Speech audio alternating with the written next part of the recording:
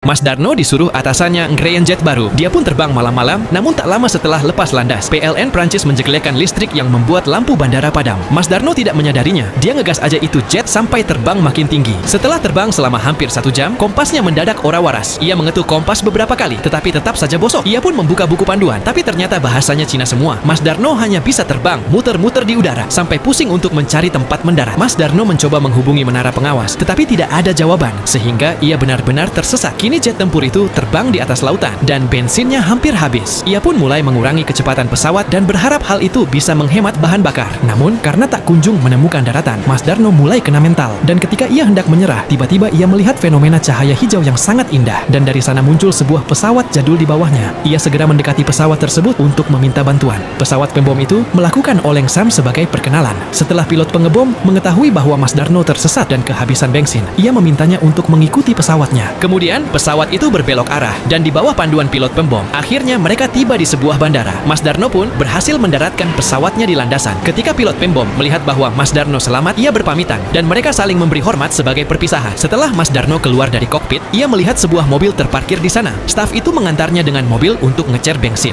Mereka pun tiba di sebuah ruangan bandara. Ketika Mas Darno melihat nama-nama yang tertulis di dinding, ia tiba-tiba melihat bahwa orang di dalam foto adalah pilot yang tadi membimbingnya untuk mendarat. Ia langsung bertanya mengenai hal itu, dan staf menjelaskan bahwa pilot tersebut dulunya adalah pilot terbaik di tempat ini. Setiap kali ia kembali dari misi, ia akan menerbangkan pesawat tempur sendirian untuk mencari pesawat-pesawat yang tersesat dan membimbing mereka kembali ke pangkalan. Mas Darno pun berkata bahwa orang itulah yang baru saja membantunya mendarat di sini. Namun, staf tersebut berkata bahwa sang pilot telah meninggal karena pesawat pengebomnya jatuh ke laut tak lama setelah lepas landas yang terjadi tepat pada malam ini. Namun, itu sudah 14 tahun yang lalu. Mas Darno jadi ngeri. Dia berkata, "Fix setani kicok." Dan tak lama kemudian, ia mendengar suara pesawat pembom dari luar. Namun saat ia keluar untuk memeriksa, ia tidak melihat apapun. Lalu ia melihat sebuah mobil mendekatinya. Ternyata itu petugas di bandaranya tadi. Ia berkata bahwa pesawat Mas Darno hilang dari radar dan segera melakukan pencarian. Mas Darno menjelaskan bahwa ia telah dibimbing oleh seorang pilot untuk mendarat di sini. Bahkan seorang staf telah membantunya dengan menyalakan lampu landasan agar ia bisa selamat. Kedua petugas itu sangat terkejut mendengar hal tersebut dan berkata bahwa tempat itu telah ditinggalkan sejak akhir Perang Dunia Kedua. Saat Mas Darno menoleh, ia melihat tempat yang tadinya terang itu berubah menjadi bangunan terbengkalai. Mas Darno tak bisa mempercayai apa yang baru saja terjadi. Dan yang lebih membagongkan lagi, di sana tidak ada bensin eceran. Judul filmnya adalah The Shepherd.